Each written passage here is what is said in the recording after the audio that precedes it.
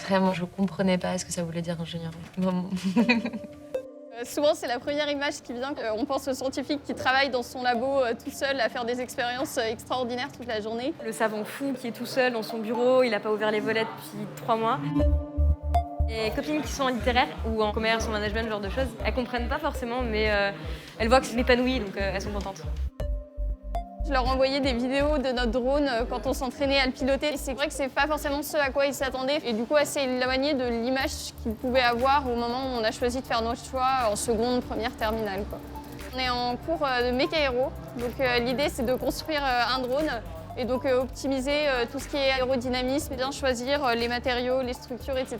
pour avoir un drone qui fonctionne le mieux possible. J'aimais bien les maths, la physique, les sciences un peu théoriques, on va dire. C'était toujours le choix entre soit médecine, soit prépa. En sortant de prépa, j'avais un peu peur qu'on n'apprenne plus grand-chose en école. Et en fait, on apprend les choses différemment au niveau de la gestion d'un projet, de la communication, des rendus, de comment présenter les choses, de comment développer une idée. Tout est en équipe, tout est en projet, on est toujours à plusieurs. Parce que notre métier, plus tard, on ne sera jamais seul. Être ingénieur, c'est travailler en équipe et résoudre des problèmes. Venir en aide face à un problème et de trouver la solution. C'est pas toujours facile, ça demande du travail, ça demande de la patience. Mais en vrai, on s'y sent bien et il n'y a rien qui peut arrêter une fille particulièrement. Moi, je me ferme pas de porte et je me dis pas que quelque chose sera inaccessible pour moi. Faut pas penser qu'on va être bonne tout de suite et c'est valable dans tous les métiers. Et donc, toi, Cécile, tu sais ce que tu veux faire plus tard? Oh, pas du tout. Non, pas du tout. Est-ce que sur le fait d'être une femme, tu sens une différence? Ouais, c'est vrai que c'est une question importante quand même. Je vais peut-être réfléchir avant de parler. Moi, je le vois beaucoup, que ça va être tout de suite les garçons qui vont prendre la parole en premier. Est-ce que c'est parce qu'ils sont en plus grand nombre et que donc statistiquement, voilà, ça va être eux qui vont prendre la parole? Je sais pas. Les filles vont avoir une tendance à se dévaloriser beaucoup plus importante, je trouve, que les garçons autour. Quand on va demander un poste à responsabilité ou ce genre de choses, les filles vont moins se mettre en avant, moins vouloir. Il y aura toujours matière à améliorer et c'est ce qu'on essaye de faire sans cesse. Moi, je pense que ça va dans le bon sens. Ouais. Mais c'est bien d'en parler et de donner cette confiance du coup. Parce que moi, j'aurais bien aimé avoir un film, juste pour en savoir plus, parce que c'est vrai qu'il y a un manque d'informations sur ce que fait un ingénieur, tout simplement, et comment on fait pour y arriver. Elles s'appellent Myrtille, Camille, Natacha, Sophie, Charlotte, Céline, Fabiola, Lola, Sabrina, Lucie, Liliane, Marine, Tientan, Elisabeth, Leïla, Jeanne, Elsa, Marion, Anna, Tasnim et Cécile. Elles partagent toutes le même goût pour les sciences. Elles ont choisi d'être ingénieures. À travers une vingtaine de portraits, de parenthèses, de vie privée ou professionnelle, nous vous proposons de partir à la découverte de ces femmes passionnées et passionnantes qui lèvent le voile sur une profession, ingénieure. Rendez-vous au lycée Sugère, en Seine-Saint-Denis, où nous retrouvons 4 lycéennes au profil scientifique. Mais au fait, c'est quoi un ingénieur? Un ingénieur, pour moi, c'est une personne qui va apporter des solutions, qui construit et innove des choses. Quelqu'un de créatif, scientifique et ambitieux. Et il fabrique quoi? Je sais pas. Je dirais des téléphones. Les téléphones portables ou les sites internet. Ah bon? Seulement ça? Ce n'est pas un peu cliché? D'ailleurs, parlons-en des clichés. Il n'y a pas beaucoup de filles scientifiques. Ils passent leur journée à faire que des maths. C'est des gens qui n'ont pas de vie sociale. Ils perdent beaucoup de cheveux. Et ils sont un peu geeks. Quand on te dit une femme ingénieure, par exemple, ça t'évoque quoi? Une femme intelligente. Très intelligente. Et tu sais ce que tu veux faire plus tard? J'aimerais bien être programmeuse, faire des logiciels ou des jeux vidéo, mais j'arriverai pas. T'as l'impression que ça serait trop difficile? Oui. Pour être ingénieur, il y a par exemple d'autres possibilités que de passer par des prépas. Ça existe aussi. Je savais pas. On n'est pas très renseigné sur ça. Femme ingénieure, ça te dit quoi? Une personne déterminée, qui sait ce qu'elle veut faire. Est-ce que c'est un milieu un peu plus masculin et que du coup, en tant que femme, il faut s'imposer? Et voilà, il faut oser aussi. Si on n'ose pas, on ne pourra pas casser ce stéréotype. Voir ces femmes s'imposer dans ce petit univers, je pense qu'elles ont été un peu ambitieuses, courageuses, et puis elles ont su s'affirmer. Et du coup, toi, quand tu te projettes dans ta vie professionnelle future, qu'est-ce que tu imagines? Faire des choses que j'aime, vu que j'aime les sciences. J'espère que ça me plaira. Corinne, ingénieure, qui a fait toute sa carrière dans l'industrie, coordonne ce projet de documentaire. Le monde d'aujourd'hui, il est imprégné de toutes ces technologies qui ont été conçues et développées par des ingénieurs. Nos cuisines, Le lave-linge, le lave-vaisselle, le réfrigérateur, c'est des choses qui n'existaient pas il y a 100 ans. On prenait jamais l'avion et demain on aura, on espère, des avions à hydrogène. Dans le secteur de la santé, par exemple, les lasers, ça n'existait pas. La chirurgie a changé fondamentalement. Il n'y avait pas de micro-ordinateur, je ne parle pas du téléphone portable. Et tout ça, ça a changé pour notre plus grand bien. On ne peut pas inventer le monde de demain en laissant de côté la moitié de la population de la Terre, c'est-à-dire les femmes. Et le monde de demain, il sera inventé en grande partie par les ingénieurs, justement. Et aujourd'hui, les écoles d'ingénieurs manquent de femmes. Ce qu'il faut comprendre, c'est qu'ingénieur, ce n'est pas un métier. Ingénieur, c'est une formation. En ayant une formation d'ingénieur pluridisciplinaire, on peut changer, en fait, de métier pendant sa carrière. Et ça, c'est très important et c'est ce que les gens ne savent pas, les femmes ne savent pas. Et le système, les médias les poussent à aller vers des métiers plus littéraires, entre guillemets, plus soft, plus, disons, d'attention aux autres.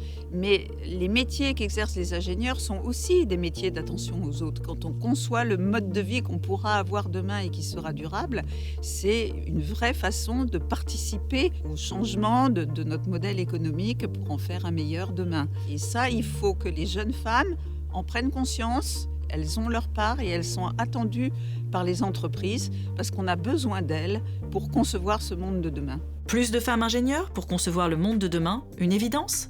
Qu'en pensent Marion et Jeanne, étudiantes en 2e année ? D'ailleurs, quelle est leur représentation de la femme ingénieure ? La même qu'un homme ingénieur, enfin, c'est une personne ingénieure finalement.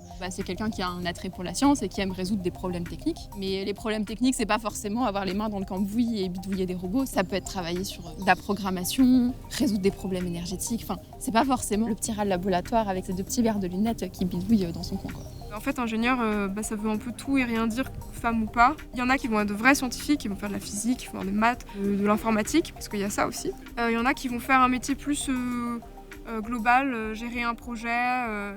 Et une femme ingénieure, c'est juste une femme qui fait un peu tous ces aspects-là. Une femme comme une autre. Voilà. Des professeurs qui font des remarques, touche pas trop à tous ces robots, etc. Ça, j'ai eu quand même. La couture, c'est chouette, quoi. Oui, mais non. C'est pas forcément quelque chose de voulu. Autant dire cash, les robots, t'y toucheras pas. C'est quand même assez explicite. Il y a aussi dans le comportement des professeurs le fait de donner beaucoup plus facilement la parole aux garçons et beaucoup plus valoriser les garçons. Dans les cours scientifiques, ça joue aussi beaucoup. Quand j'étais en 2e année de prépa, on avait un groupe pour les exercices de maths, on était une quinzaine. On n'était que 2 filles dedans et la prof avait dit aux garçons « vous avez trop confiance en vous, vous êtes trop arrogants ». Et elle était venue nous voir à la fin du cours avec l'autre fille en nous disant « par contre, vous, il faut que vous preniez confiance en vous, c'est exactement l'inverse ». Je pense qu'il y a un travail à faire sur l'explicite, de dire oui, bien sûr, les femmes peuvent faire des écoles d'ingénieurs ou des carrières scientifiques. Il y a aussi tout l'implicite et tous les codes sociaux qui, tant à l'école qu'à l'extérieur de l'école, jouent aussi beaucoup. Enfin, que ce soit par l'éducation, par les parents ou à l'école, on encourage beaucoup plus les garçons à expérimenter, à courir, à sauter, à aller tester des choses. Et aux filles, on leur dit plutôt d'être calmes, de rester tranquilles et de bien réfléchir. C'est pour ça qu'on a ce cliché de les filles sont plus matures. Elles ne sont pas fondamentalement plus matures. D'après vous, en quoi l'ingénieur peut apporter sa pierre à l'édifice ? J'aimerais bien pouvoir apporter ma pierre à l'édifice, oui. Donc quelque chose qui a du sens, en tout cas. Les problématiques environnementales en font partie. Et je me dis, si les ingénieurs y pensent pas... Qui va y penser si les ingénieurs n'y pensent pas ? C'est un peu ça. Toi, pareil, Marion. Ouais, moi, du coup, j'ai fait plusieurs stages dans le social ou dans l'environnemental. Et effectivement, je me destine à ça, quoi. Il n'y a pas besoin d'être ingénieur pour pouvoir mettre les préoccupations environnementales au cœur de son travail. On peut le faire sur tous les métiers. Mais je pense que l'ingénieur a un rôle clé à jouer là-dedans.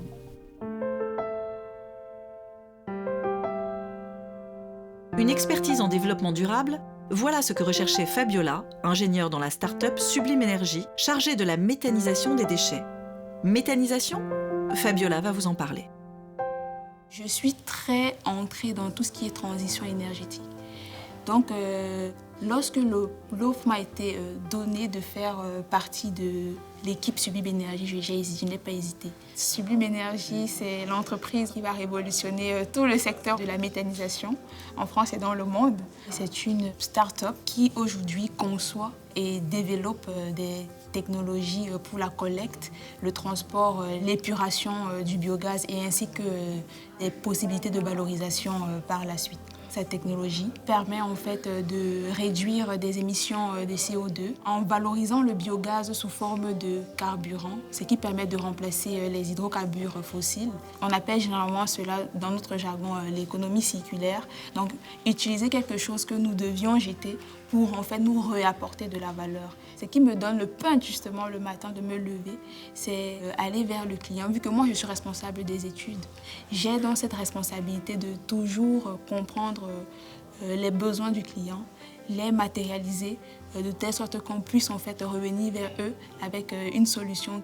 C'est une tâche qui est assez diversifiée, elle n'est pas statique, elle n'est pas monotone. Je mets mon énergie et mon intelligence pour aider d'autres filières justement à développer davantage leur secteur, tout en préservant l'environnement, en réduisant les émissions à effet de serre et en valorisant la recherche. Charlotte, étudiante en 2e année, a choisi en guise d'association de se présenter aux élections du BDE, Bureau des élèves. Pari gagné pour Charlotte et son esprit d'équipe. Très honnêtement, au lycée, c'est dur de savoir ce que c'est le métier d'ingénieur. On en a un peu aucune idée et on en a que les clichés qu'on a entendus. Les ingénieurs, c'est que des garçons boutonneux qui aiment leur calculatrice. Voilà, faut vraiment rentrer dans le cliché. Et en fait, ce qu'il faut, c'est se renseigner, pas hésiter à, je sais pas, aller contacter des étudiantes en ingénierie pour voir vraiment en quoi ça consiste. La meilleure façon de savoir si effectivement c'est des études qui sont faites pour nous ou pas. Pour la femme ingénieure, la seule représentation que j'en avais, c'était qu'il y en avait peu. Et donc, quoi qu'il arrive, en tant que femme ingénieure, ça allait bien se passer pour moi, quoi. Qu'est-ce que tu veux faire, toi, plus tard? Parce que c'est vaste, ingénieur. Est-ce que tu as une idée un peu précise? Alors, je sais pas encore exactement. Je m'oriente pas mal vers le domaine de la santé. Parce que en gestion de la santé, il y a pas mal de choses à faire dans le système français aujourd'hui, je trouve. Ça peut être intéressant, le point de vue d'un ingénieur sur ces choses-là. On a peut-être un esprit un peu plus carré que les médecins. Les médecins sont très forts pour soigner les gens. On est plus forts pour organiser des projets, par exemple. Et donc, pour l'instant, c'est un milieu qui m'attire pas mal. Mais j'ai profité de l'année de césure que je commence maintenant pour affirmer ou infirmer cette appétence après, quoi. Je vais faire un stage dans un hôpital à Pontoise et travailler sur un projet d'éducation thérapeutique pour les patients, développer tout ça, voilà. Mon rêve le plus fou, c'est par exemple par rapport au milieu de la santé, c'est d'arriver à un endroit où je peux faire bouger les choses et avoir l'impression d'avoir eu un réel impact sur le système de santé français. Voilà, c'est ça mon rêve le plus fou. Tu voudrais l'améliorer? Ouais. Carrément. Je pense qu'aujourd'hui, avec le Covid, il y a beaucoup de questions qui sont soulevées. Il marche bien, mais il pourrait marcher encore mieux. Et donc voilà, ça pourrait être un rêve incroyable. Des rêves fous, mais réalisables, afin d'améliorer le monde de demain. Anna, chef de projet dans la start-up Meletios Therapeutics, nous prouve que c'est possible. Qu'est-ce que c'est que ce truc? Eh bien, c'est ma Bible avec laquelle je dors.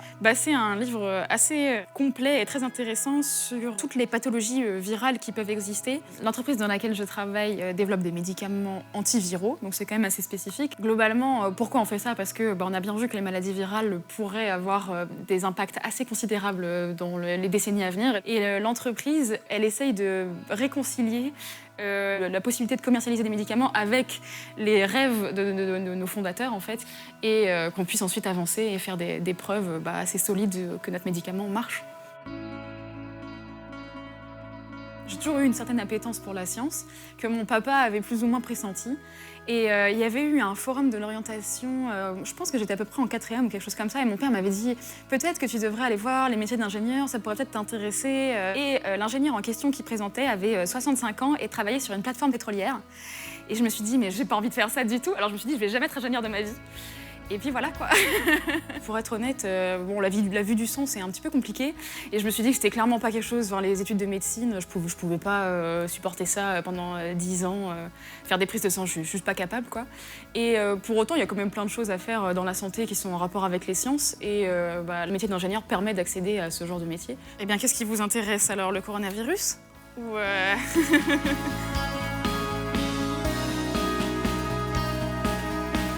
Dans les sciences de la vie, quand même, je dirais qu'il reste pas mal de recherches et d'innovations dans les petites structures. Typiquement Moderna, comme on a pu le voir, c'était une petite structure qui aujourd'hui a beaucoup grossi. Et le côté start-up, il y a aussi le côté un petit peu humain. Et tous les corps de métier se côtoient. En fait, il y a un chercheur, un virologue, un biostatisticien, un médecin clinicien, plein de corps de métier. Et du coup, c'est assez intéressant de pouvoir voir toutes ces expertises scientifiques et pouvoir discuter avec tout le monde. Alors que dans les grandes entreprises, on serait peut-être plus cantonné à une mission un peu spécifique. Quand on a un projet en main dans une start-up, on connaît à peu près normalement tous les tenants et les aboutissants. On sait quelles sont les limites du projet, on sait si des fois... les scientifiques, on a envie de faire plein d'expériences, etc., de pouvoir tout prouver, tout comprendre, etc. Mais en même temps, derrière, il y a un vrai côté budgétaire qui est non négligeable. Et dans une entreprise, des fois, une grosse entreprise, ça peut être un petit peu frustrant de ne pas forcément comprendre pourquoi on fait ça, pas ça. Dans une start-up, on sait, parce que il suffit de discuter. Quand on est 3, c'est pas très compliqué, quoi. Donc ça, c'est quand même assez enthousiasmant. Et puis c'est vrai que se dire qu'on essaye de travailler pour développer... un médicament qui va peut-être aider des gens, c'est motivant au quotidien. Un petit coup de pouce pour favoriser la parité en école d'ingénieur, puis en poste, ou plus simplement rétablir une parité existante à l'origine, c'est ce que prône Mathieu, directeur des études à l'école des mines de Paris. Moi j'ai une fille qui a 8 ans, ce qu'elle aime dans la vie, c'est pas habiller des poupées, ou pas que du moins. Si on lui met un Lego à démonter entre les mains ou un drone, elle va jouer avec. Donc je pense qu'il y a un moment où je saurais pas dire pourquoi dans le narratif collectif, dans la façon dont le marketing se positionne, dans la façon dont même nous on fait notre communication, on ne fait pas attention à entretenir cet état d'esprit-là qui pour la peine, pour moi, existe petit. Ça me gêne presque qu'on soit obligé de rattraper le coup par rapport à une dérive dans la communication et dans l'état d'esprit qui fait que les filières techniques notamment ne sont pas pour les jeunes filles. Dans l'ancien bac, en terminale S, on avait 50% de filles, même plus, et c'était plutôt les meilleures d'ailleurs de la classe. Et puis derrière, on se retrouve avec plutôt 25-30, comme j'ai dit, en prépa, ce qu'on appelle scientifique, maths sup, maths spé. Parce qu'elles partent en médecine ou... Elles partent en médecine, dans les filières plus agro, même en droit finalement, dans pas mal de choses. Et ça, je pense que c'est lié au fait qu'on a du mal à identifier finalement c'est quoi un ingénieur, une ingénieure. On a souvent des élèves qui sont allés en prépa scientifique parce qu'ils hésitaient, ils étaient forts un peu partout, puis ils sont venus aux mines, ils étaient forts un peu partout. Et en fait, ils vont se révéler et choisir leur carrière très très tardivement, donc au moment de la sortie de l'école presque. Ça, c'est une opportunité qu'on n'a pas ailleurs, en fait. J'aurais envie de dire, si tu sais pas, fais ingénieur, quoi. L'ingénieur, il rentre plus dans un grand groupe du CAC 40 et il y passe toute sa carrière jusqu'à son pot de retraite. Ça, c'est vraiment complètement obsolète comme modèle. On a des jeunes filles qui sortent, qui vont commencer par faire 2 ans en Chine dans un fonds de capital financier requin, puis se rendre compte que en fait non, ça n'a pas de sens, elles vont revenir faire du conseil en énergie, puis derrière aller quand même passer 2 ans dans un grand groupe, voir si elles peuvent les aider à développer leur aspect environnemental, monter leur propre boîte, revenir travailler, et ça en 10 ou 12 ans, quoi. On était super contents cette année parce que sur les postes associatifs, et notamment les postes de direction, alors qu'on a 30-35% de filles, on avait 50% des bureaux qui étaient composés de filles et plus de 2/3 de présidentes sur les plus grosses associations. Et moi, je suis persuadé qu'entre autres, ça démarre là, en fait, ces histoires de non-parité dans les directions, dans les managements d'entreprise. C'est-à-dire que tout le monde a eu l'habitude, en école tout petit, d'avoir un président et puis une secrétaire, quoi. Et en fait, derrière, on reste sur ce cliché-là un peu et on le retrouve dans le CAC 40 où la proportion de filles présidentes, il est de 0 ou 1, quelque chose comme ça. Et on n'a pas l'impression qu'on va arriver à une parité tout de suite. Moi, je pense que le travail qu'on peut faire en école maintenant, ça va porter ses fruits après au fur et à mesure, quoi. Mais il faut démarrer maintenant pour que dans 20 ans, ça évolue, quoi. Un monde plus paritaire, enclin à écouter l'autre moitié de la population mondiale, c'est ce que défend Elisabeth, ingénieure chez Engie. À l'époque où j'ai fait ma classe préparatoire et puis ensuite mon école d'ingénieur, on était 10-15% de filles. Les choses progressent malheureusement trop lentement. Je pense que les femmes doivent absolument prendre leur place dans la société sur des métiers techniques et technologiques parce qu'aujourd'hui on est dans un monde qui est finalement pensé et conçu par des hommes et pour des hommes. Je pourrais te citer plein d'exemples. Dans le digital, on va retrouver des biais de genre dans les algorithmes au niveau de l'intelligence artificielle. Dans le monde médical, les essais cliniques sur les médicaments, ils sont aujourd'hui encore majoritairement testés sur des physiologies d'hommes et on se retrouve après, lorsque les médicaments sont mis sur le marché, à avoir des effets secondaires importants sur les femmes parce que finalement on n'a pas la même physiologie, pas les mêmes mécanismes hormonaux. Une autre illustration aussi, c'est dans le domaine de l'automobile. Pendant très longtemps, les crash tests, les mannequins dans les voitures, c'était des mannequins d'hommes, 1m75, 75 kg. Et alors les mannequins d'hommes survivaient au crash test, mais on savait qu'une morphologie de femme, elle allait être blessée. Voilà. Et si les femmes intègrent des métiers scientifiques, techniques, des métiers d'ingénieurs, elles vont être là aussi pour penser avec bienveillance au reste de la population féminine et adapter aussi ce monde dans tous les domaines pour les femmes. Très jeune, j'ai déjà adoré les sciences, et en particulier la physique et la chimie, et j'avais envie de travailler dans ces domaines-là. Et assez rapidement, j'ai eu le sentiment que le métier d'ingénieur allait me permettre de faire des choses très variées, de m'ouvrir beaucoup de portes, et c'est pour ça que je l'ai choisi. Et c'est effectivement le cas, quand on voit ma carrière au sein d'Engie, j'ai touché à beaucoup de domaines, à beaucoup de fonctions, et ce sentiment d'être utile, de travailler à la protection de la planète, de la biodiversité, de lutter contre le changement climatique, c'est quelque chose qui m'a quasiment toujours tenu à cœur et que j'essaie d'aligner dans ma vie professionnelle, mais aussi dans ma vie personnelle. Vers l'âge de 10-12 ans, j'aimais aussi beaucoup tout ce qui était autour de l'astrophysique, la cosmologie, les étoiles. Écoute, c'est un magnifique voyage. Je pense que j'aurais jamais eu l'occasion d'être comme ça entre la Lune et Mars, donc ça permet de voyager, c'est très chouette. Finalement, quand on regarde tous ces minéraux, en fonction des éléments chimiques qui les composent, on va avoir des couleurs extrêmement variées, on va avoir des formes géométriques extrêmement variées, et puis on va avoir aussi des propriétés physiques très différentes. Et si je dois faire le lien avec le métier d'ingénieur, ces minéraux-là, effectivement, ils ont des propriétés et des applications dans notre vie au quotidien. On a le lithium, qui est indispensable dans les batteries, on a les terres rares qu'on retrouve dans nos portables. La nature est le plus grand des ingénieurs, et je crois qu'on doit avoir beaucoup d'humilité face à ça. De l'humilité et de la persévérance. Mais bonne nouvelle, aujourd'hui il existe plusieurs voies pour y parvenir. Nous connaissons bien sûr les prépas scientifiques aux grandes écoles, mais il est aussi possible d'intégrer une école d'ingénieur par d'autres moyens, comme après un DUT. C'est ce qu'a réussi Natacha, élève ingénieure de première année en alternance. Alors, moi j'ai grandi dans le Val-de-Marne, donc dans le sud de Paris. J'avais pas mal de facilité à l'école. Et quand je suis arrivée au lycée, j'ai eu des petits problèmes de santé qui ont fait que j'étais beaucoup absente. J'avais choisi la filière scientifique sciences de l'ingénieur quand j'ai dû aller en première. Au vu de mes nombreuses absences, c'était clairement inenvisageable d'aller en prépa pour moi.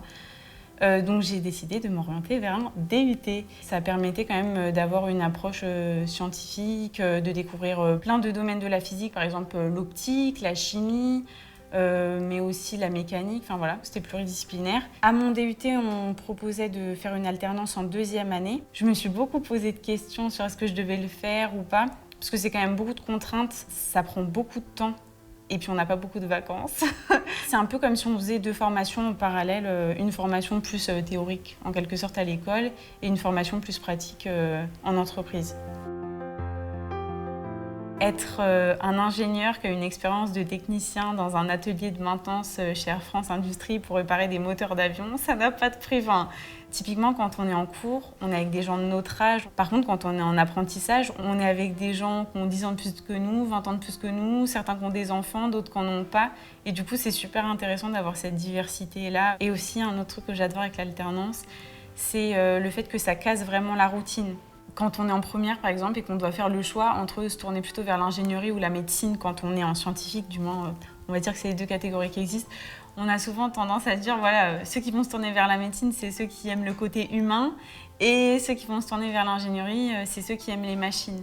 Moi, c'est vrai que mon métier d'ingénieur en énergétique, je le vois pas comme développer des machines, mais au contraire, je le vois justement comme améliorer la vie des humains, trouver des solutions qui nous permettront à tous de vivre sur une planète qui sera saine, agréable, qui permettra à chacun de vivre en toute quiétude, sans tomber malade à cause de problématiques environnementales. Et on fait ça aussi pour rendre le quotidien de tous les humains plus agréable, plus simple. Et donc c'est en ça que je trouve que c'est pas si différent.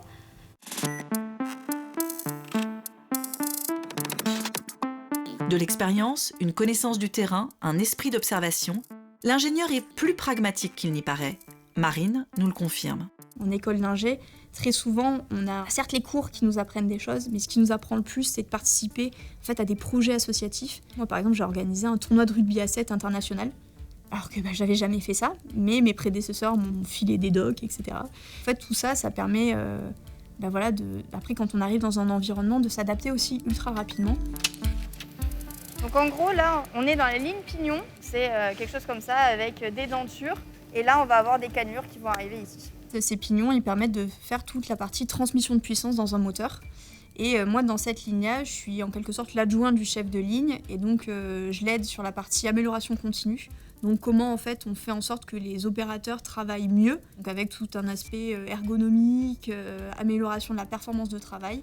On a une zone, en fait, avec énormément d'outillages qui sont pas rangés parce qu'on n'a pas d'espace de stockage, en fait. Et donc, ça fait qu'on a tout un plan de travail qui est en très bon état, qu'on ne peut pas utiliser pour travailler. Donc, en fait, mon travail, c'est de trouver des solutions. Donc là, on est en train de regarder pour avoir un meuble en dessous, pour pouvoir venir stocker ces outillages en sécurité, parce qu'aujourd'hui, ça pèse son petit poids. En école d'ingénieur, on nous parle beaucoup au début de ce qu'on a acquis en général en classe préparatoire, donc beaucoup de calculs, etc. Et très vite, on nous dit en fait, faut avoir un sens physique, faut comprendre les choses pour en fait être capable de prendre un peu de recul. Moi, mon travail, c'est presque, je vais dire, du bon sens paysan. Le savoir, il est chez les opérateurs, c'est eux qui ont la technique. Moi, j'ai plus appris de soft skills. C'est comment est-ce qu'on arrive à parler aux gens, à les embarquer, à les amener à changer leur méthode de travail. Parce que ça paraît évident à tout le monde de se dire que c'est idéal quand même de pouvoir ranger ça dans un espace de rangement. Si on ne construit pas la solution avec eux, pour les amener à se bousculer, etc., en fait, ça ne marchera pas. Mon travail, c'est vraiment de les écouter, de percevoir en fait les signaux faibles et de pouvoir en fait proposer, mais aussi les pousser à eux proposer leurs solutions. Parce que si ça vient d'eux, ça passera toujours beaucoup mieux. Là, tu vas sortir une pièce, Yaya ? Ouais. Top. Comme ça, moi, je vais pouvoir voir fonctionner le robot. Tu sers à combien, là ? 60 Newton. Ah, c'est bien ça. Ouais, t'as vraiment tout, donc aucun risque d'erreur. D'être dans l'aéro, en fait, c'est une industrie, mais ça reste quasiment de l'artisanat, en fait. On est sur quelque chose qui est ultra précis, sur des cadences qui sont pas non plus énormes. Freinage, perçage. Ah, tu fais aussi le perçage, ouais. Ah, c'est top. Merci beaucoup, Yaya. Alors, c'est une fierté générale de participer à un truc qu'ils veulent. Enfin, moi, je trouve ça incroyable. Pragmatique et passionnée, comme Lucie, qui a longtemps hésité entre ses deux passions, les sciences et le cinéma. Au final, celle-ci pourrait bien se rejoindre. Je suis actuellement en année de césure. C'est une année entre la 2e et la 3e année où on peut explorer les différents domaines, faire des stages pour découvrir un peu différentes choses. Quand j'étais en prépa, j'hésitais entre école d'ingénieur, école de cinéma. Et... Qui est là en école de cinéma? Ouais. Tombe bien. Et j'ai finalement décidé de passer les concours ingénieurs et pas les concours d'école de ciné. Tu voulais garder le cinéma comme une passion? Exactement. Okay. Annonce, femme ingénieure, séquence Lucie, première. Lucie qui est quand même à fond sur le clap. C'est mon rêve. Action. J'ai toujours su que j'allais faire des sciences. Depuis aussi loin que je m'en souvienne, le gros kiff, c'était aller au Palais de la Découverte, à la Cité des Sciences. J'ai jamais vu ma vie autrement. Tu savais déjà, au moment où tu as fait l'école d'ingénieur, que tu voulais faire de la recherche ou tu l'as su après? Complètement. À part quand j'ai hésité avec le cinéma, mais globalement, c'était la voie qui m'attirait.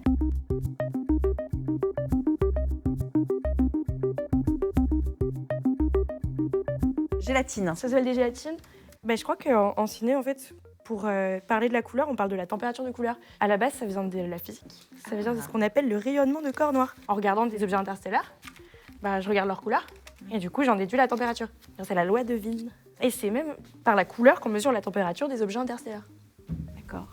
Je sens qu'elle va nous faire un film de science-fiction. De science. C'est possible. Je sais que l'astrophysique, ça a inspiré beaucoup de films. Interstellar. Soit je travaillerais sur le champ magnétique dans le milieu interstellaire. Voilà. Entre les étoiles, il y a des nuages de gaz, de poussière, d'atomes, de molécules, et qui sont soumis à des champs magnétiques. Voilà, ça c'est une possibilité. Et on m'a aussi proposé un autre stage qui est d'étudier l'activité cométaire autour d'une étoile qui s'appelle Beta Pictoris. Là, j'ai fini le mois dernier un stage de 6 mois sur la détection des comètes autour d'étoiles lointaines. Et là, je travaille sur l'analyse de ces nuages de poussière qui existent entre les étoiles. D'accord. Mis à part les sciences, on a la Fémis quand même. Ouais. Donc, un petit mot sur le cinéma. J'ai créé un ciné-club l'année dernière. Ah, tu l'as créé? Raconte. Alors, en première année, on arrive, on découvre, waouh, c'est magnifique, c'est une école d'ingénieur. Ensuite, en deuxième année, on reprend les associations. Et du coup, en deuxième année, j'ai repris ce ciné-club, refait une programmation, etc. Et on faisait une projection par semaine. J'ai des bouquins chez moi, comment lire un plan, comment lire une séquence, etc. Et c'est ça qui me plaît beaucoup quand je regarde un film, de dire c'est ce choix-là qui a été fait, pourquoi ça a été ce choix-là, qu'est-ce qui a été dit en fait. Tu décryptes. C'est ça, c'est décrypté. Le fait d'être à la Fémis, là, un petit pincement au cœur en rentrant dans les locaux ou pas? Ah ouais, des frissons. Ah franchement, les cheveux qui se sont dressés sur la nuque, j'étais...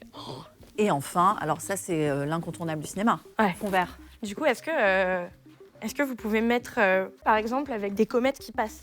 Ah, c'est possible ça? Mais tout est possible. Ah, super. Voilà. Ou alors, comme ça, je m'assois, puis là, vous mettez une chaise de réalisateur, et je dis, on la refait. Non, c'est mauvais. Du début. Voilà. Ligne 14. Exactement. Lucie, future chercheuse, ne rêve pas. Comme au cinéma, en sciences, l'étendue des possibles est infinie et les rêves les plus fous prennent vie grâce à des hommes et des femmes ingénieurs. Une application très concrète de la recherche. Eh ben, bienvenue au bivouac. Merci. Merci. Moi, je travaille dans l'équipe informatique du bivouac et on essaye en fait de mettre en place des pratiques innovantes, à la fois des technologies nouvelles et aussi des manières de travailler qui sont un petit peu plus modernes et qui nous permettent d'être plus efficaces et d'aller plus vite. Oui, alors nous, c'est vrai qu'on parle beaucoup plus d'applications pour donner des services aux clients qui sont de plus en plus connectés, ont besoin de cette innovation pour s'y retrouver, quoi. Faire ingénieur, du coup, ça touche en fait plein d'industries différentes à la fin. Quand j'étais petite, j'avais un microscope, j'adorais essayer de faire un peu ma chercheuse, à regarder des échantillons d'air, de n'importe quoi, de comprendre la vie, la biologie, tout ça. Et moi, la seule porte de sortie que je voyais mes parents qui, eux, ont fait de l'informatique parce que c'était leur manière à eux aussi de pouvoir s'intégrer ici en France. Quand tu connais pas bien la barrière de la langue, eh bien, l'informatique, c'est du code, c'est de l'anglais. C'est un langage universel. Exactement. Et pour le coup, ça m'a dégoûtée de l'informatique. Je me suis dit, non, moi, je veux pas faire ingénieur informatique. Eh ben, bravo. Mais tu es quand même... Mais je suis quand même ingé. Le seul modèle d'ingénieur que j'avais, c'était mes parents. Et encore, c'était pas des ingénieurs qui ont grandi ici, tout ça, c'était parce que... ils voulaient faire de l'informatique et c'était leur porte d'entrée pour s'intégrer en fait en France. C'était aussi mes modèles parce que je me disais, ils ont quand même bien réussi. Ils avaient des enfants à gérer. Nous, on était gardés. Ils prenaient des cours du soir en fait, en plus de leur travail justement pour passer ces diplômes. Et ça, finalement, effectivement, moi, ça m'est resté. Je me suis dit, si tu le veux, tu peux y arriver, quoi. Alors en fait, ingénieur, c'est un concept qui est resté extrêmement flou et vague jusqu'à tard. Je ne savais pas ce que ça voulait dire qu'être ingénieur. Mon père l'était, en toute transparence. Je n'étais pas du tout dans ce milieu-là. Mes parents sont restaurateurs, donc à milieu du métier d'ingénieur. Mais bon, à 15-16 ans, moi, j'étais bonne en maths. Voilà, c'est peut-être le petit départ du truc.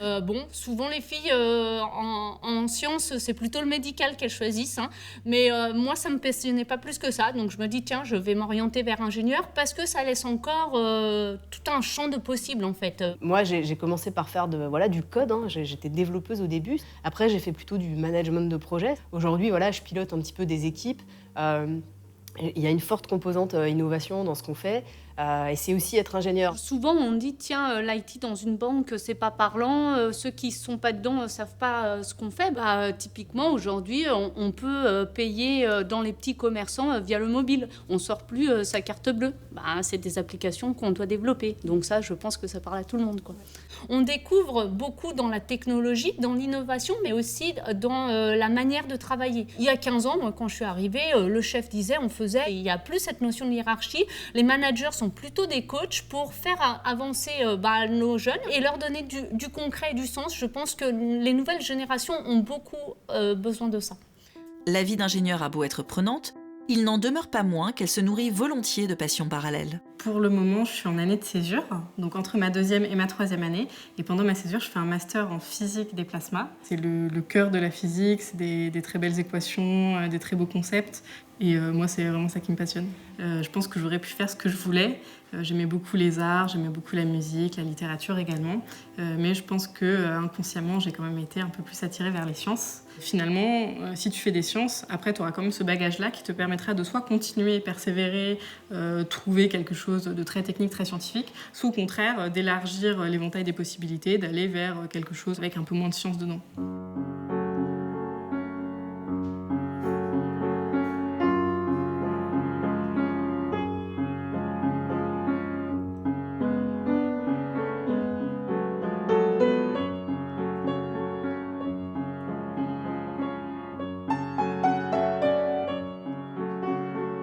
Et concernant tes activités, tu parlais alors aussi d'activités artistiques que tu aimes beaucoup, donc tu as fait du piano, mais tu faisais du rugby aussi, je crois. Oui, je faisais du rugby, du foot. Et tu as choisi ces sports-là, pourquoi ? Je m'épanouissais beaucoup au rugby. C'est un sport où il y a beaucoup de combats. Il y a beaucoup d'esprit d'équipe, surtout comparé au foot. On sent vraiment l'importance de chaque membre de l'équipe.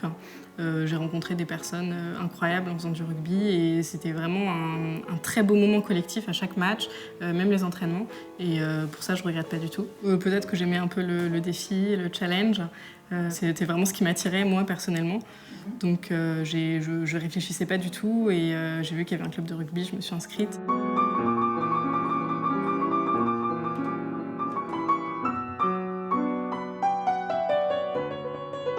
Et le piano alors, raconte, c'était quoi? T'en as fait depuis toute petite? Le piano, j'en ai fait depuis que j'étais petite, donc mes parents nous ont toujours poussés.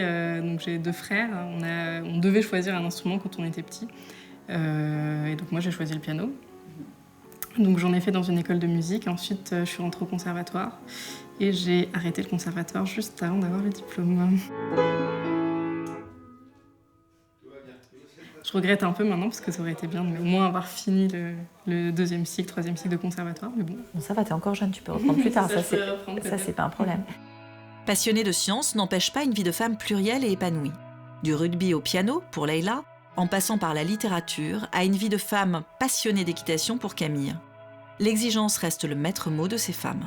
Petit quart d'heure du matin, un petit rappel sur la clôture des chantiers sensibles. On va sur un renouvellement de branchement. Actuellement, il ne peut plus être refermé de façon sécurité. Ouais, c'est un magasin. Okay. Je peux voir le plan.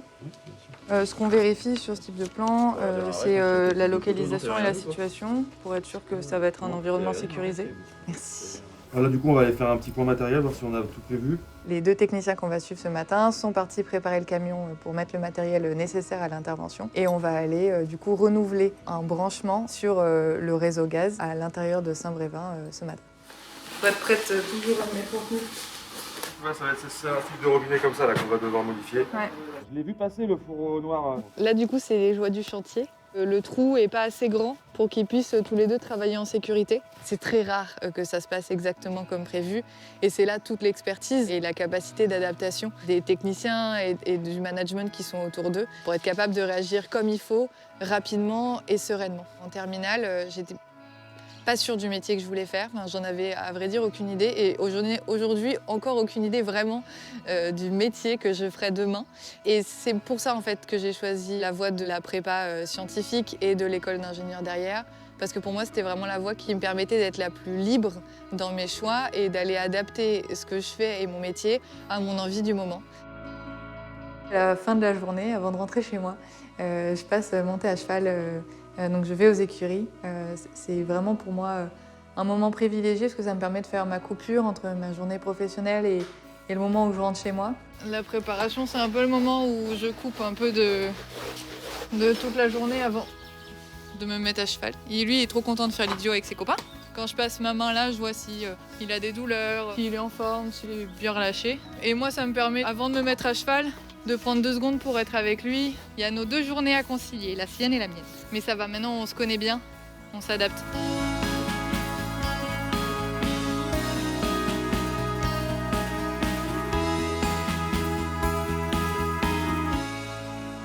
Le métier d'ingénieur me permet vraiment d'associer les 3, ma vie personnelle, familiale, mon métier et mon hobby, et sans qu'il y ait jamais de heurts, sans qu'il y ait jamais de conflit. Les 3 s'emboîtent parfaitement. On va se mettre à cheval. Ok, laisse un peu passer dans ta main et on avance. Le bien c'est que là il est comme en concours.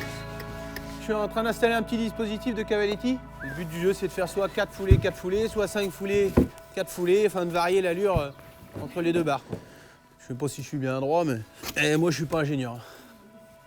Il n'y a pas de définition du métier d'ingénieur. Je pense qu'il y a autant de métiers d'ingénieur qu'il n'y a d'ingénieurs. C'est ce qui est un peu compliqué pour pouvoir se projeter, surtout quand on est jeune et qu'on doit choisir son métier. Mais c'est aussi du coup ce qui va faire la force de ce métier, si on peut appeler ça un métier, c'est que du coup on peut le façonner et le forger à sa façon. Pour moi, c'était important que j'ai la capacité et la possibilité de me libérer du temps pour avoir ma passion. Et j'avais aussi envie de m'engager très fortement dans l'entreprise et de ne pas sacrifier aussi ce côté plus carrière. Et du coup, j'ai réussi à trouver un métier qui me permettait de faire les 2. Il manquait un tout petit peu de galop dans ta courbe, là. C'est pas mal. Avance un peu plus encore, hein. Allez, tu manques de galop au début, là. Pense à travailler un peu plus avec ta jambe intérieure, là-bas. Placer la barre toujours plus haut, pas de quoi décourager Camille. Tout comme nos étudiantes, On écoute Elsa. J'ai pris une année de césure pour faire un stage à la Banque mondiale dans le domaine du transport pour la région du Moyen-Orient et du nord de l'Afrique. Et actuellement, je suis en dernière année du stage de fin d'études pour la Société du Grand Paris. Je suis dans le domaine de la gestion des risques. J'aime énormément ce que je fais. J'aime énormément la diversité du domaine, la conception, la réalisation, même la gestion des projets. C'est très fascinant, je trouve. Ça a toujours été clair que ça serait l'ingénierie ou est-ce que des fois tu t'es posé des questions pour faire d'autres choses? Bien sûr, je ne suis pas juste maths et physique et tout ce qui est rigueur en fait. J'ai un côté artistique, j'ai un côté intellectuel, j'ai beaucoup de facettes. De facettes, c'est ça. J'ai fait des études spécifiques en chant opéral au conservatoire au Liban. J'ai fait des études en piano, en danse et en peinture.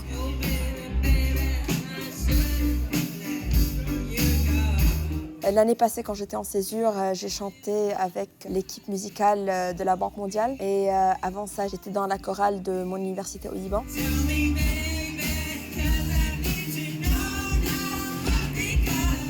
Par exemple, l'art et mes activités à part me donnent un petit peu de créativité qui peuvent me donner un avantage ou un boost pour l'ingénierie.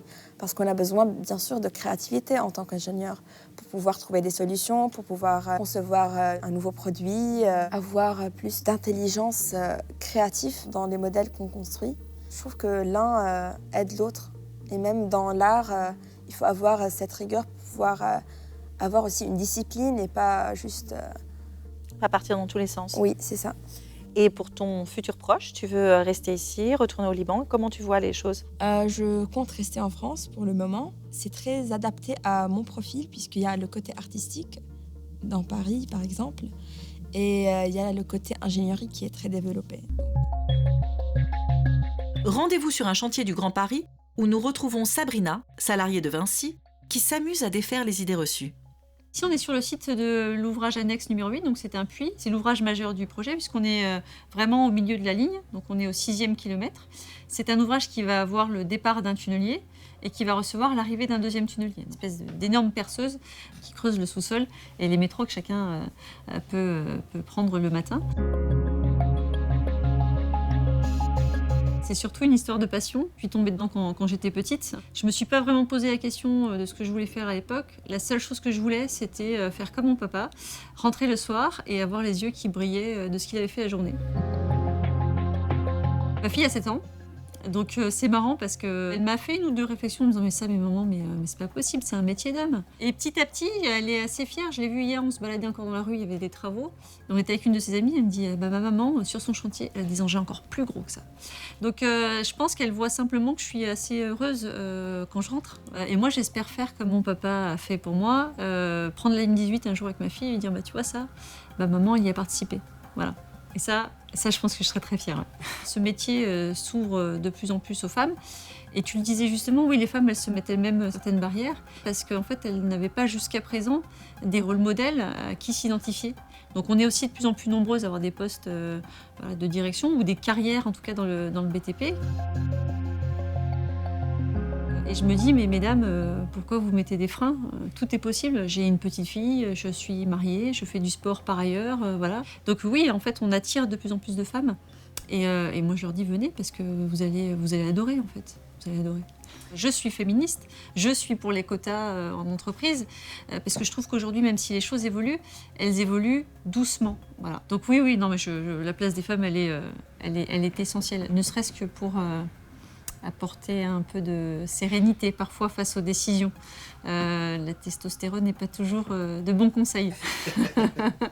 Oui, alors ça, c'est deux jeunes femmes qui m'accompagnent régulièrement sur tous les sites où j'étais. Donc Pauline, qui est une responsable des ressources humaines sur chantier. Elle aussi, elle a été piquée par le virus du BTP puisqu'elle s'y exprime pleinement. Aujourd'hui, elle a un poste de responsable RH sur ce même chantier, donc elle a bien progressé. Et Lydie, qui est ingénieure travaux, et qui a décidé aujourd'hui d'évoluer sur son métier et elle est passée donc aux études de prix, c'est-à-dire aux appels d'offres. Voilà. Et donc c'est simplement pour démontrer que c'est possible. Et donc je les amène avec moi alors qu'elles sont plus du tout sur le chantier, mais ça fait partie de ce qui m'anime. Comme Sabrina chez Vinci, Lola, étudiante en 3e année, développe cette notion du devoir à l'aube de son premier emploi. Pour moi, c'est important que je rende service à la société qui finalement, en payant mes études avec ses impôts, s'est saigné aux 80 pour que j'arrive là et que ça ne serve pas à rien, quoi. Je pense que peut-être les écoles, les administrations devraient plus communiquer là-dessus. Mais pour moi, oui, c'est important. On manque de modèles féminins. Vraiment, et même quand t'aimes les sciences, que t'as envie d'être utile à la société, t'as du mal à te représenter toi, adulte, en disant une ingénieure, parce que tu n'arrives pas à calquer sur un des modèles. Il n'y a pas de modèle, en fait. C'est très compliqué.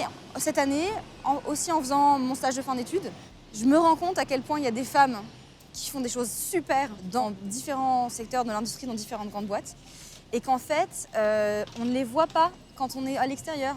Et en fait, il y a des efforts pour les faire visibiliser, et moi j'en ai profité. Il y a des associations de réseaux féminins, il y a Elle Bouge, il y a Sciences Paris Tech au féminin, il y a Femmes Ingénieures, il y a plein de réseaux. Et grâce à ça, moi ça m'a permis aussi de voir un peu des modèles féminins, et ça a été hyper important, mais c'était vraiment à chaque fois des petites touches, quoi. Vous savez que j'ai toujours agi de la sorte.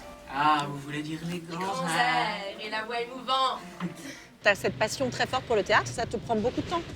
Oui, ça me prend beaucoup de temps, ça me prend beaucoup d'énergie, mais en fait, moi j'aime ça, je me sens vivante quand je joue, je me sens vivante quand je mets en scène, je me sens vivante quand je vois un projet se créer, parce que faire un spectacle, c'est plein de petits Legos qui sont pas forcément très intéressants les uns séparément des autres, et puis il y a ce moment où c'est un spectacle en fait. Je suis heureuse de vous voir. Je suis pas une machine à pondre du code, je suis pas une machine à concept. Dans mon boulot d'ingénieur et dans mon boulot de metteuse en scène, finalement, il y a des choses qui n'ont rien à voir. Et il y a aussi des choses qui sont communes, en fait, qui sont réussir à absorber beaucoup de choses différentes, les décanter et en sortir quelque chose de nouveau. C'est quelque chose qui, moi, me fait vibrer et qui me fait vibrer que je le fasse dans mon entreprise en tant qu'ingénieur ou dans la création. Je me tuais comme un homme ou vivre et faire semblant de me moquer de moi-même. Qu'est-ce que ça veut dire? Bon, et là, tu vas devenir ingénieur dans quelques mois, certainement. Comment tu te projettes? En ce moment, je suis en pleine réflexion sur où je fais mon premier job.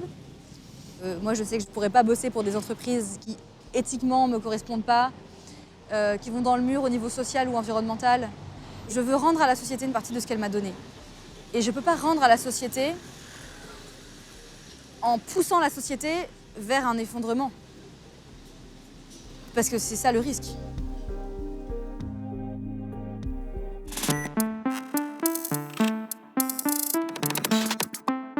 La responsabilité, l'humilité, la remise en question sont des qualités que Céline, pilote d'Air France, partage avec Lola. Il est paré, mise en route des moteurs. Voilà, la pushback est terminée. Il a la broche, il me fait signe, fait les essais des commandes, lui dit au revoir. Donc là, on demande l'autorisation du contrôle et on roule pour le point d'attente. On se remet en question en permanence. On étudie en permanence. On est contrôlé en permanence. Mes grands-parents habitaient à côté d'un aéroclub et un jour, j'ai fait un baptême de l'air et voilà, ça s'est passé comme ça. En fin de maths spé, j'ai perdu ma visite médicale et j'ai été inapte définitive. C'est pour ça que j'ai fait une école d'ingénieur avant et puis j'ai fini par la récupérer et ça fait 30 ans que je suis en dérogation médicale. Mais ça se passe très bien. J'ai pas pu être pilote juste après mes études parce qu'il y avait la guerre du Golfe. Donc comme beaucoup d'entre nous, j'ai dû attendre. Et pendant l'attente, j'ai fait de la finance, mais j'ai beaucoup aimé aussi. L'aéronautique, c'est très cyclique. Il y a des périodes très fastes où il y a beaucoup de place pour beaucoup de gens. Et d'autres, on vient de le vivre avec la crise du Covid, où tout d'un coup, tout se ferme, quoi. Donc c'est bien aussi d'avoir un backup. D'être ingénieur, c'est bien pour être pilote, ça aide, puisqu'on fait beaucoup de... Enfin, c'est quand même assez technique. On va réduire la vitesse, là, pour aller se mettre en finale à New York. J'ai l'impression que les femmes, oui, ont une vision de ce métier qui n'est pas la bonne et elles se bloquent elles-mêmes, elles ont peur de faire ça. J'en discutais avec une femme médecin qui me disait qu'elle se tournait vers la médecine alors qu'elles sont tout aussi douées dans les sciences que les hommes parce qu'elles pensent que c'est une profession libérale et qu'elles vont pouvoir adapter leurs horaires. Chez nous, à Air France, il y a plein de moyens d'adapter ces horaires. Oui. Voilà, on a New York devant, on a l'aéroport qui est juste devant, là on voit la piste allumée. Après, est-ce qu'il ne faut pas non plus emmener un peu plus les filles sur les terrains d'aviation quand elles ont 15 ans? Mais mon père, qui n'était pas du tout dans l'aviation, quand je lui ai dit je veux un baptême de l'air pour mes 15 ans, il a dit non au début. Parce que dans son schéma mental, c'était pas possible. Donc il y a quand même un problème culturel.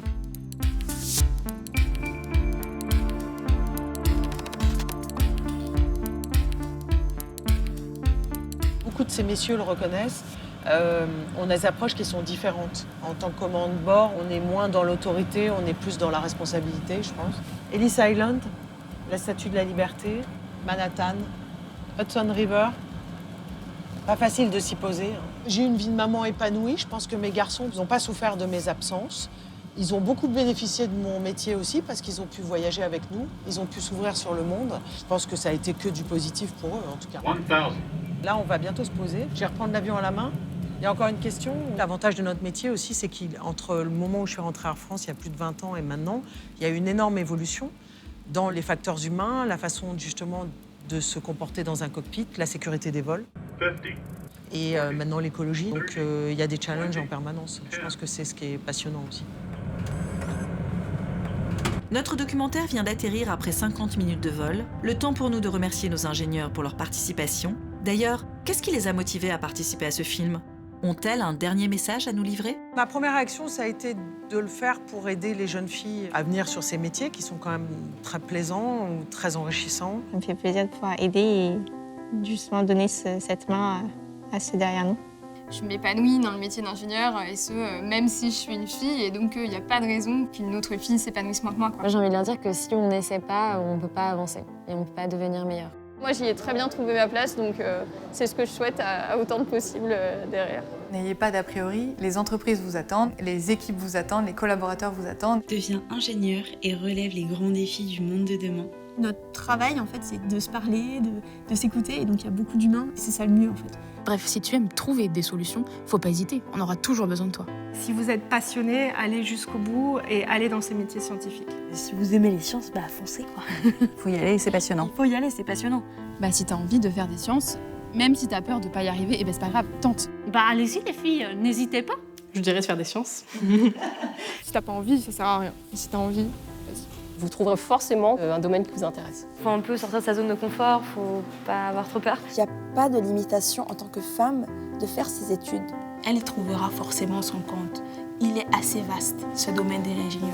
Si tu peux être utile à la société en faisant des choses qui te plaisent et en sentant que t'es utile, c'est super quoi. On a un métier qui est magnifique. Si vous avez envie de faire progresser le monde de demain, on vous attend.